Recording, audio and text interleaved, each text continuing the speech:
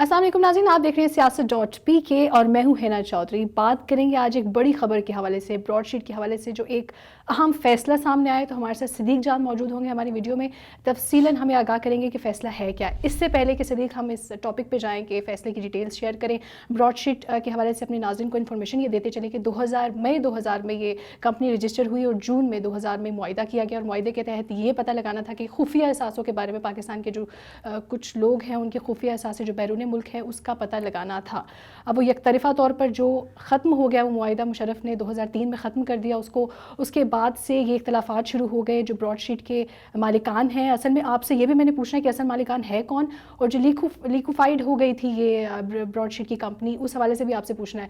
तो सबसे पहले ये बता दीजिएगा जो एग्रीमेंट 2000 में हुआ है वो 16 पेजेस में गालिबन मुहित था, उसकी डिटेल्स आप पहले शेयर कर लें, फिर हम फैसले की तरफ जाते हैं। देखिए, मैं मुख्तसर ये बता देता हूँ कि बल्कि इस पे भी आने से पहले मैं आपको बताऊँ कि पाकिस्तान में दो चीज़ों ने पाकिस्तान को मुआशी तौर पे तबाह किया।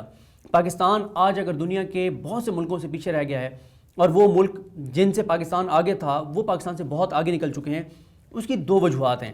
एक वजह पाकिस्तान के अंदर फिर जो दहशतगर्दी आई, उस दहशतगर्दी ने पाकिस्तान को बहुत नुकसान पहुँचाया।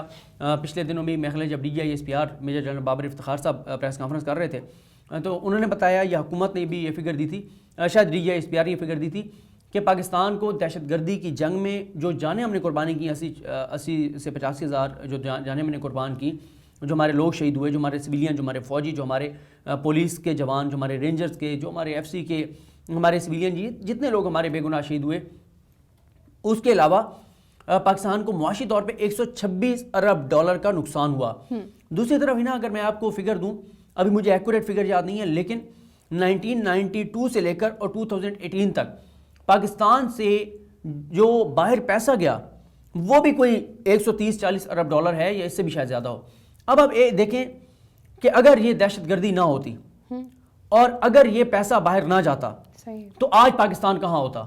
पाकिस्तान के ऊपर जो बैरूनी कर्जे हैं वो 100 अरब डॉलर के लगभग हैं, लेकिन पाकिस्तान का दहशतगर्दी की वजह से जो नुकसान हुआ वो 126 अरब डॉलर है। पाकिस्तान से जो पैसा बाहर यहाँ से मनी लॉन्ड्रिंग करके भेजा गया, या नवाज शरीफ जो protection of economic reforms act लाए थे जो लीगलाइज कर दिया तो उन्होंने यहाँ से पैसा बाहर भेजना, अगर ये पैसा बाहर ना जाता तो आज पाकिस्तान के पास कितना फंड होता, पाकिस्तान के पास कितना पैसा होता, और पाकिस्तान के ऊपर ये कर्जे भी ना होते। अब हुआ ये कि पाकिस्तान में हमेशा से यही बात रही है, यही सवाल रहा है, यही मुतालबा रहा है, लोगों की यही सोच रही है, लोगों की यही ख्वाहिश रही है, लोगों की यही आरजू रही है कि काश के पाकिस्तान में वो हुकूमत आए, वो हुक्मरान आए जो लूटा हुआ पैसा वापस लाए, जो करप्शन करने वाले हैं उनके खिलाफ कार्रवाई करे। परवेज़ मुशर्रफ साहब ने जब मार्शल लॉ लगाया, उनका भी मेन एजेंडा यह था कि मैं एहतसाब करूंगा। उन्होंने नैब का इदारा बनाया। नैब का इदारा बनाया तो अब यह था कि बाहर से हमने पता लगवाना है कि जो लोग पाकिस्तान के अंदर हैं, बड़े बड़े लोग, इन्होंने किन लोगों ने बाहर छुपा कर असासे बनाए हुए हैं, जायदादें बनाई हुई हैं ताकि वो वापस लाई जा सकें। उस वक्त ब्रॉडशीट के साथ ये मुआहिदा किया गया था। मुआहिदा यह था कि ब्रॉडशीट को 200 पाकिस्तान की आम शख्सियात के नाम दिए गए थे, और उसमें पॉलिटिशियंस भी थे, उसमें जो हुक्मरान रहे थे वो भी थे, उसमें जो बिजनेसमैन है वो भी थे, उसमें ब्यूरोक्रेट्स भी थे, उसमें फौजी अफसरान भी थे, मुख्तलिफ नाम थे, 200 नाम थे कि आप इनके हमें एहसास जायदादों का पता लगा कर देंगे और हम अगर इनसे पैसे वसूल करेंगे उसमें से 20% आपको दिया जाएगा। 2003 में जाके ये मुआहिदा ख़त्म हो गया था, और उसके ख़त्म होने की वजह यह थी कि नैब का मौक़िफ़ यह था कि ब्रॉडशीट उस तरह से काम नहीं कर रहा। ब्रॉडशीट का यह था कि हम जो इनको एहसास जायदादें ढूंढ के दे रहे हैं, ये तो उनके साथ डीलिंग कर रहे हैं, जैसे शरीफ खानदान के साथ डील करके और परवेज़ मुशर्रफ ने बाहर भेज दिया था। ये मुआहिदा खत्म हो गया, फिर इसी तरह से ये मामला चलता रहा। अब इसमें हम लंबी तफसील में नहीं जाते कब क्या हुआ, क्योंकि एक लंबी तफसील है। मैं अभी अपने YouTube चैनल पे 5 वीडियोस का एक सीरीज ला रहा हूँ जिसमें मैं पूरा शुरू से लेकर और आज तक की डेवलपमेंट्स के बारे में बताऊंगा।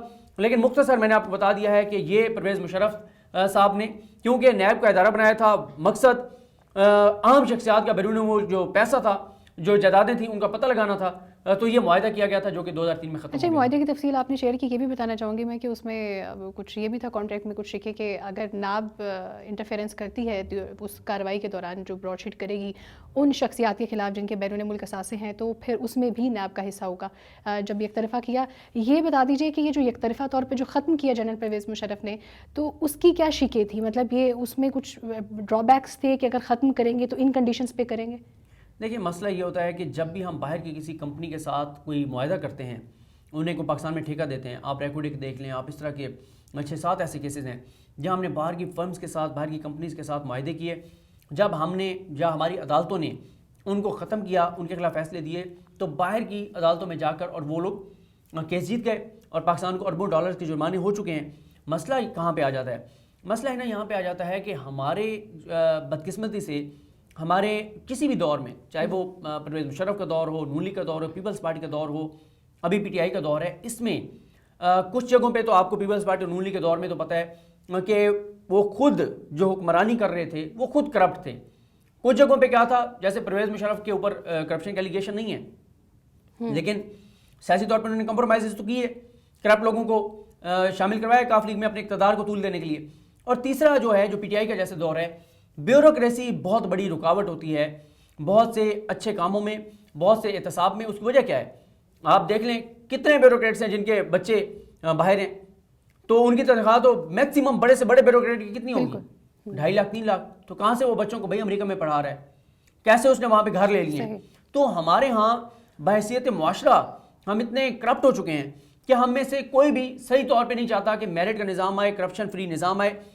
میں بحیثیت معاشرہ اس سینس میں کہہ رہا ہوں کہ جو بندے لوگ میٹر کرتے ہیں، پولیس ہو، بیوروکریسی ہو، یا بہت سارے اور طاقتور لوگ ہوں، یہاں پہ عام آدمی تو چاہتا ہے، جیسے کرپشن نہیں کہ وہ تو چاہتا ہے کہ یار کرپشن ختم ہو، وہ پیسہ جو ہمارے اوپر خرچ ہونا تھا، ہماری تعلیم پہ، ہماری صحت پہ، ہمارے بچوں کے مستقبل پہ، وہ سارا پیسہ کرپشن کی نظر ہو جاتا ہے۔ تو اس میں یہ ہوا کہ دیکھنا تو پڑے گا کہ 2003 میں جب یہ معاہدہ ختم کیا گیا تھا، تو آیا جب یہ معاہدہ ہوا تھا اس میں کوئی شک ایسی تھی کہ اگر آپ ختم کریں گے تو کس طرح کریں گے؟ یہ بدقسمتی سے ہمارے جہاں پہ جو بیوروکریٹس ہوتے ہیں، جو ٹیکنوکریٹس ہوتے ہیں، جب وہ معاہدے کرنے لگتے ہیں تو وہ کمزور شرائط پہ معاہدے کرتے ہیں، وہ ایسے شرائط پہ معاہدے کرتے ہیں جو پاکستان کے لیے ٹھیک نہیں ہوتے۔ پھر جب یہ معاہدے ختم کرتے ہیں، انہی شکوں کی بنیاد پر جو انہوں نے کمزور رکھی ہوتی ہیں، پاکستان کیس ہار جاتا ہے، وہ کمپنی کیس جیت جاتی ہے، پاکستان کو اربوں ڈالر کے جرمانے ہو جاتے ہیں۔ تو یہ کیوں کمزور معاہدے کرتے ہیں؟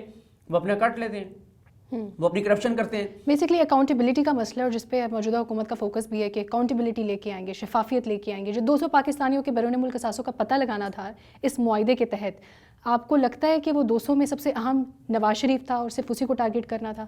دیکھیں، نام تو نواز شریف کا تھا، اور یہ تو ایک فطری سی بات ہے نا۔ اب اگر کوئی کہے کہ نہیں نواز شریف مین ٹارگیٹ نہیں تھا تو یہ تو فضول بات ہوگی۔ مسئلہ یہ کہ نام 200 دیے گئے تھے، ان کو ٹارگیٹس کا نام دیا گیا تھا، یہ ٹارگیٹ ہیں آپ کے۔ لیکن مسئلہ یہ ہے نا کہ نواز شریف کا اس لیے بھی بنتا تھا کہ نواز شریف 2 بار کا وزیر اعظم تھا، اسی وقت اقتدار اس کا ختم ہوا تھا، مشرف نے اس کو ہٹایا تھا، تو اس لیے مشرف نے اس کو ٹارگیٹ کرنا تھا۔ اور ایسا نہیں ہے کہ شریف خاندان کو دودھ کا دھلا تھا، ایسا نہیں ہے کہ وہ معصوم تھے، ایسا نہیں ہے کہ وہ پاک صاف تھے۔ یہ سیاسی طور پہ کہہ رہا ہوں، فائنینشلی کہہ رہا ہوں، باقی چیزوں میں نہیں کہہ رہا۔ تو ان کے تو کرپشن، ان کے تو 1993-94 میں چیزیں سامنے آنے شروع ہو گئی تھی۔ اور یہ جو protection of economic reforms act لائے تھے، یہ بھی لانے کا مقصد کیا تھا؟ یہی تھا کہ انہوں نے پیسہ پاکستان سے باہر بھیجنا تھا، ٹرانسفر کرنا تھا، اور باہر اثاثے و جائیدادیں خریدنی تھی، اپنے لندن فلیٹس خریدنے تھے۔ تو کرپشن تو انہوں نے کی ہے۔ اور ابھی دیکھیں نا، جب ان کے یہ کیس چلا ایون فیلڈ العزیزیہ فلیگ شپ، ان سے پوچھا گیا بھائی ریکارڈ دے دیں، رسیدیں دے دیں، پیسے کمائے کیسے، بھجوائے کیسے، خریدے کیسے، کوئی چیز انہوں نے نہیں دی۔ اچھا، اب اس فیصلے میں جو پاکستان کو جرمانہ ہوا ہے، وہ لوگوں کا ماننا، یہ لوگ ڈیمانڈ کریں اگر کہ ان کے خلاف کارروائی کرنے چاہیے کہ یہ جرمانہ اب اتنا بھرنا پڑے گا، کیونکہ آپ نے کہا ہے کہ وہ ہم جو کرپشن کا پیسہ پکڑیں وہ رائٹ ڈائریکشن میں، رائٹ جگہوں پہ لگنا چاہیے، لیکن پھر ہم جرمانے بھی بھرے ہیں ایسے کیسز کے، نمبر 1۔ اور دوسرا سوال میرا یہ ہے کہ ابھی پاکستان کا جو امیج ہے اس کو کتنا افیکٹ ہوا ہے اس فیصلے سے؟ دیکھیں، پہلا جو آپ کا سوال ہے اس میں تو یہ ہے کہ بالکل تحقیقات ہونی چاہیے، اور پرائم منسٹر پاکستان عمران خان صاحب نے تحقیقاتی کمیٹی بھی بنا دی ہے۔ میں خیال ہے اس میں فواد چودھری صاحب ہیں، شری مزاری صاحب ہیں، شہزاد اکبر صاحب ہیں، اس طرح سے کچھ لوگ ہیں جن کی کمیٹی بنائی ہے۔ اس کی مکمل اسد عمر صاحب بھی ہیں تحقیقات کے لیے۔ دوسری طرف جو دوسرا آپ کا سوال ہے نا، میں ابھی ایک ہمارے ہیں صحافی، ان کی ویڈیو سن رہا تھا، وہ ایسے کہہ رہے تھے کہ پاکستان کا امیج تباہ ہو گیا، پاکستان کا امیج برباد ہو گیا، ہماری عزت خاک میں مل گئی۔ بھائی آپ کی عزت اس وقت خاک میں آپ کے نزدیک کیوں نہیں پاکستان کی ملی تھی جب یہاں پہ ہمارا 20 کروڑ 22 کروڑ کا وزیر اعظم دبئی میں اپنے بیٹے کی ایک کمپنی میں ملازمت کر رہا تھا، جب ہمارا وزیر دفاع اور وزیر خارجہ ہنرمند مزدور کا اقامہ لے کے باہر نوکری کر رہا تھا، جب ہمارا یہاں پہ وزیر داخلہ اور اس سے پہلے وزیر جو ہے وہ پلاننگ، وہ سیکورٹی گارڈ کا اقامہ لے کے باہر نوکری کر رہا تھا، آپ کا اس وقت کیوں نہیں آپ کہتے کہ پاکستان کے امیج تباہ ہو رہا ہے جب پاکستان سے بھاگا ہوا ایک شخص وہاں بیٹھ کے پاکستان کے اداروں کے خلاف عرض اسرائی کر رہا ہے، الزامات لگا رہا ہے، جھوٹ بول رہا ہے، بغاوت کرانا چاہ رہا ہے، پاکستان میں انتشار پھیلانا چاہ رہا ہے۔ تو اتنا بڑا مسئلہ نہیں ہے جتنی اس کو ہائپ دے دی گئی ہے، لیکن تحقیقات ضروری ہیں۔ اور وہ عمران خان صاحب امید کافی کہ کرائیں گے. بہت شکریہ صدیق جان ہمارے ساتھ موجود ہے تفصیلاً آگاہ کیا فیصلے کے حوالے سے. ناظرین سیاست.pk کے پلیٹ فارم سے اب تک کے لیے اتنا ہی. مزید خبروں اور اپڈیٹس کے لیے آپ دیکھتے رہیے. ناظرین اگر آپ کو ہماری ویڈیو پسند آئی ہو تو لائک کریں, سبسکرائب کریں, اگر پسند نہ بھی آئی ہو تو لائک کریں. آپ کا کیا چاہتا ہے؟